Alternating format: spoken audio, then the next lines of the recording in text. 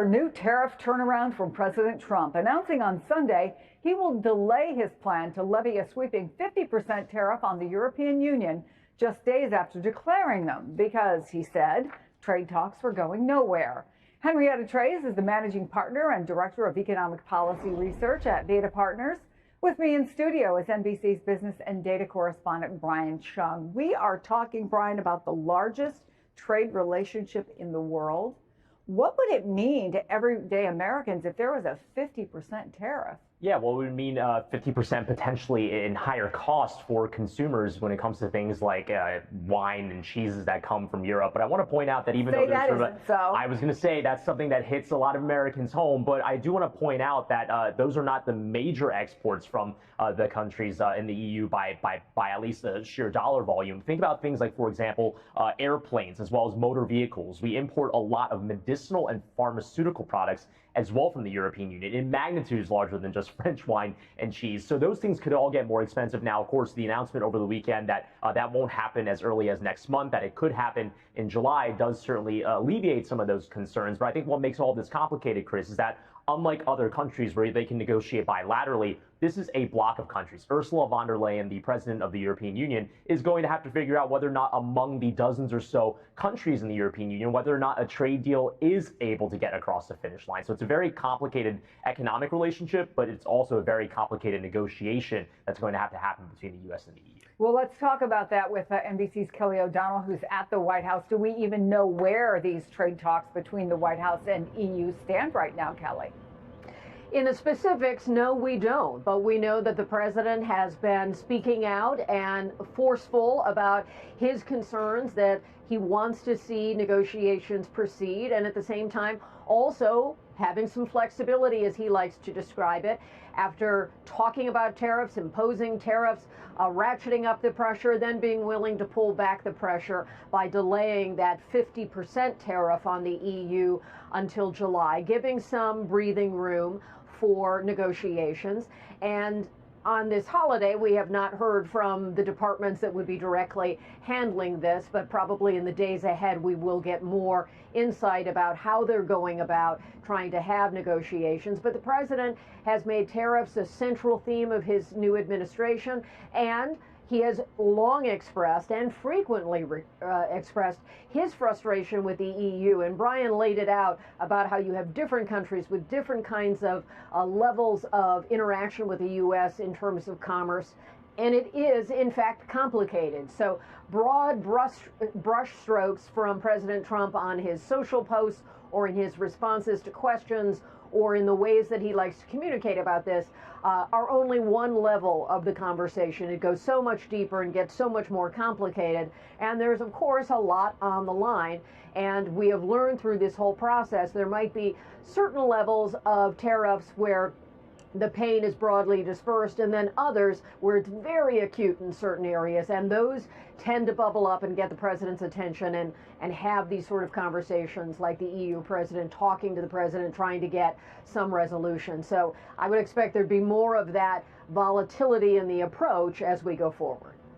Thank you so much, Kelly. So Henrietta, obviously, not the first time the president has announced a steep tariff on an ally and then walked it back. By the way, we should say a top EU import for us is pharmaceuticals, and the president, Brian mentioned that, but the president has promised to bring down drug prices, among other things. What do you even say to regular Americans who are trying to navigate this uncertainty? You know, some of them like rushed out and thought, oh, I'm going to have to buy a car. And so it just, we talk about the businesses a lot, but for everyday Americans who are trying to budget, what do they do?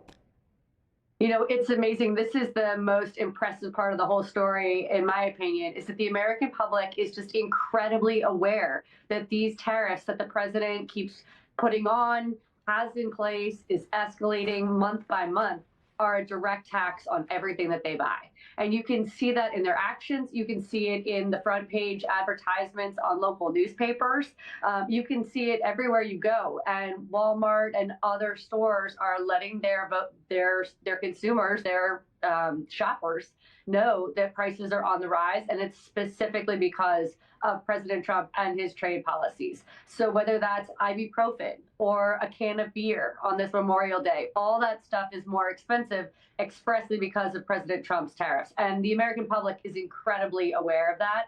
And I think that's why you're seeing such negative reactions from Republicans, independents, and Democrats in every single poll about his trade war strategy. They don't believe it will work. It has not worked. We are now a month out from materially escalated tariffs that will not just raise prices for consumers, but take things off of our shelves. And that's already what's in place with China and what will precipitate for the next couple months or even years.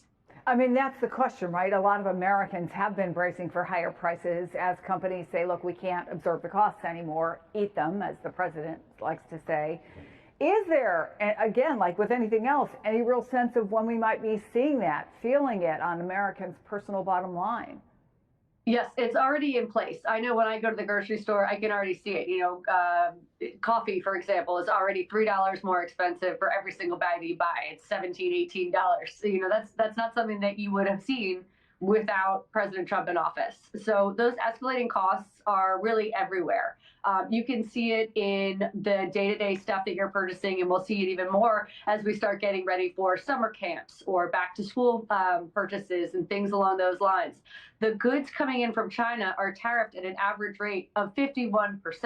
That's effectively cut-off trade, and that's why cargo shipments are not going back to their pre-tariff rate levels. You cannot import goods and pass that much cost on to consumers. We will have much less optionality when we go to the stores, and everything will be more expensive. Well, as the New York Times puts it, Henrietta, Trump's decision to escalate the trade wars on Friday, quote, capped off a week that saw Mr. Trump ignore repeated warnings that his agenda could worsen the nation's debt, harm many of his own voters, hurt the finances of low-income families, and contribute far less in growth than the White House contends. That is a sentence that should strike and would strike fear in the heart of almost any political analyst, for sure. But the Times obviously is referring to Trump's massive budget bill containing a lot of his domestic priorities, which is now in the hands of the Senate. Some of them don't like it. But how consequential is this moment for our economy when you consider huge piece of legislation and then Trump's trade war and the back and forth on that? The biggest consequence is that these are compounding components, especially for low-income threshold individuals. So, for example, not only are the tariffs taxes, but the tax bill does not include new tax cuts. Almost $3.8 trillion of a $4 trillion bill is extending the status quo. So there are pieces of tax reduction in here for some small segments of the economy on overtime and tips and things along those lines. But for everyone else, you will be paying $3,200 more for everything that you buy this year. And there is not a commensurate tax cut in this package. Indeed, it is deficit increasing, which is why the bond markets and your stock portfolio are having a problem at the same time. And then to compound it even further, we're cutting Medicaid, food stamps, and the other programs that those low end of the spectrum income brackets rely on. And so while their costs of buying everyday items is increasing, we are also taking away federal aid. And that's going to make what we're expecting in terms of recessionary outlook, reduced or raised unemployment, and overall inflation continue for the remainder of this year. And the tariffs haven't really even fully been baked in yet. There are more tariffs to come on pharmaceuticals, on the EU, and more than 100 other nations, according to his Liberation Day plan.